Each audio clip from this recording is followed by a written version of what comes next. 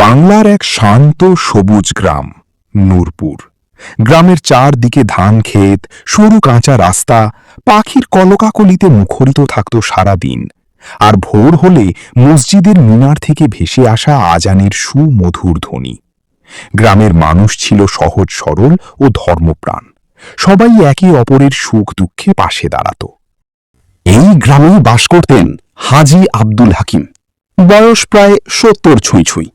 সাদা দাড়ি, মাথায় টুপি, সব সময় মুখে থাকত আল্লাহর জিকির। গ্রামের মানুষ তাকে খুব সম্মান করত। কেউ সমস্যায় পড়লে তার কাছেই পরামর্শ নিতে আসত। হাজী সাহেবকে গ্রামের মানুষ খুবই সম্মান ও শ্রদ্ধা করত। গ্রামের ছোট থেকে বড় সবাই তাকে একজন জ্ঞানী, সৎ ও ন্যায়পরায়ণ মানুষ হিসেবে চিনত। কেউ কোনো সমস্যায় পড়লে বা গুরুত্বপূর্ণ সিদ্ধান্ত নিতে দ্বিধায় থাকলে তার কাছেই পরামর্শ নিতে আসত। জমি জমার বিরোধ হোক কিংবা পারিবারিক ঝামেলা, হাজী সাহেব ধৈর্য ধরে সবার কথা শুনতেন এবং সুন্দরভাবে সমাধান করে দিতেন। গ্রামের তরুণরা তার কাছ থেকে ভালো শিক্ষা ও জীবনের দিক নির্দেশনা নিত, আর বয়স্করাও তাকে খুব সম্মান করত। 5 ওয়াক্ত নামাজ, বিনয়ী আচরণ আর মানুষের উপকার করার জন্য তিনি পুরো গ্রামে একজন আদর্শ মানুষ হিসেবে পরিচিত ছিলেন।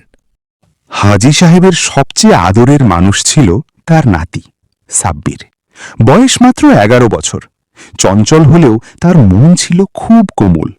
প্রতিদিন মাগরিবের নামাজের পর সে দাদুর পাশে বসে ইসলামিক গল্প শুনত। নবীদের কাহিনী, সাহাবীদের ত্যাগ, আল্লাহর রহমত এসব শুনতে শুনতেই তার ছোট্ট হৃদয়ে ইসলামের প্রতি ভালোবাসা জন্ম নিতে শুরু করেছিল। একদিন ছিল জিলহজ মাসের শুরু। আকাশে সাদা মেঘ ভাসছিল। বিকেলের দিকে হাজী সাহেব হাটে গেলেন কোরবানির পশু কিনতে। সাব্বিরও দাদুর সঙ্গে যেতে চাইল। দাদু তাকে সঙ্গে নিয়ে হাটে গেল।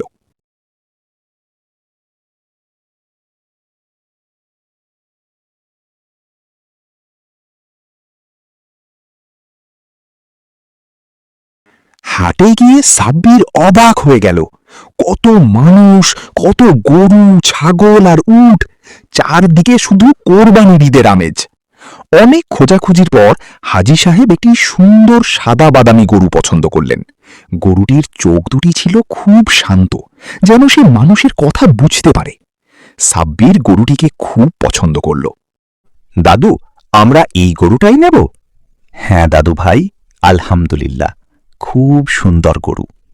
সাব্বির খুশিতে লাফিয়ে উঠল। বাড়ি ফেরার পথে সে গরুটির গলায় হাত বুলিয়ে দিল।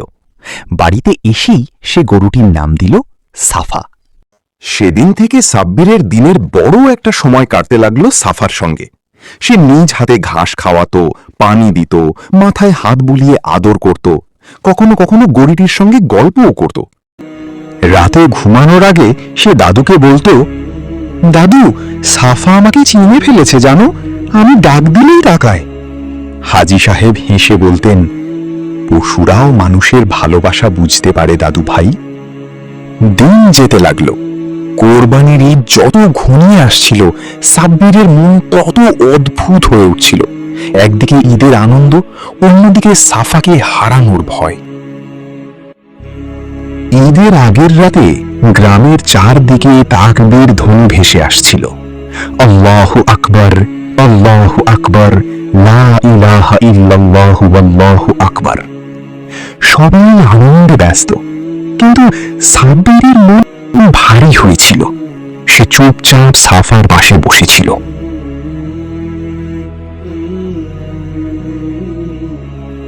হাজী সাহেব এসে বললেন, কি হয়েছে বাবা, মন খারাপ? সাব্বির ধীরে ধীরে বলল, দাদু, সাফাকে কোরবানি না দিলেও কি হয় না? ও তো আমাদের পরিবারের মতো হয়ে গেছে।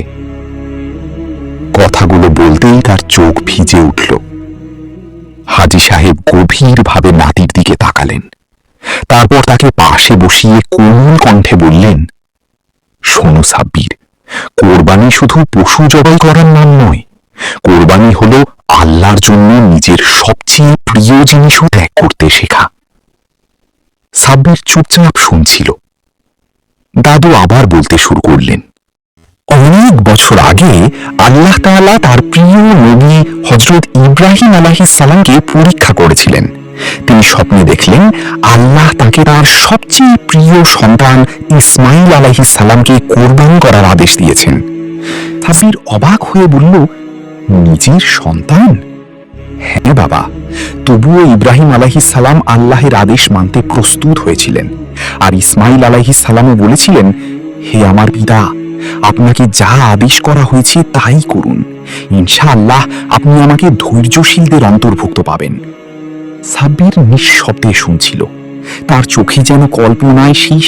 হাজী সাহেব বললেন, আল্লাহ তাঁদের এই আনুগত্য ও ত্যাগ দেখে খুশি হলেন আর ইসমাইল আলাইহিস সালামের পরিবর্তে একটি দুম্বা পাঠিয়ে দিলেন কোরবানির জন্য। সেই স্মৃতিতেই আমরা কোরবানি করি। কিছুক্ষণ নীরব থেকে দাদু আবার বললেন, কিন্তু দাদু ভাই, শুধু পশু কোরবানি করলেই হবে না।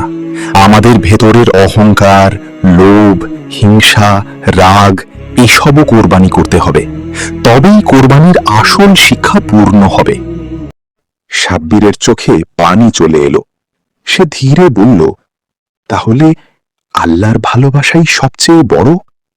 হ্যাঁ বাবা, যে আল্লাহকে সবচেয়ে বেশি ভালোবাসে সেই প্রকৃত মুমিন।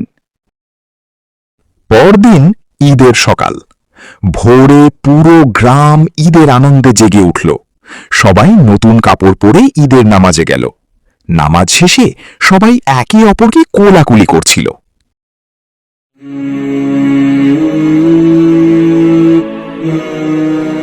সাব্বিরও দাদুর সঙ্গে বাড়ি ফিরল, কিন্তু তার মন শান্ত ছিল না। সে সাফার পাশে গিয়ে দাঁড়াল। গরুটির চোখের দিকে তাকিয়ে তার বুকটা কেঁপে উঠল। সে নিজের হাতে সাফাকে পানি খাওয়ালো, তারপর মাথায় হাত রেখে বলল, আল্লাহর জন্য তোমাকে কোরবানি করা হচ্ছে। তার চোখ বেয়ে পানি গড়িয়ে পড়ল। হাজী সাহেব দূর থেকে সব দেখছিলেন। তিনি বুঝতে পারলেন আজ তার নাতি কোরবানির প্রকৃত শিক্ষা বুঝতে শুরু করেছে।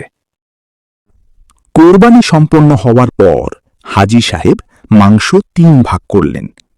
1 ভাগ আত্মীয়দের জন্য, 1 ভাগ নিজেদের জন্য, আর বড় একটি অংশ গ্রামের গরিব মানুষদের মধ্যে বিলিয়ে দিলেন।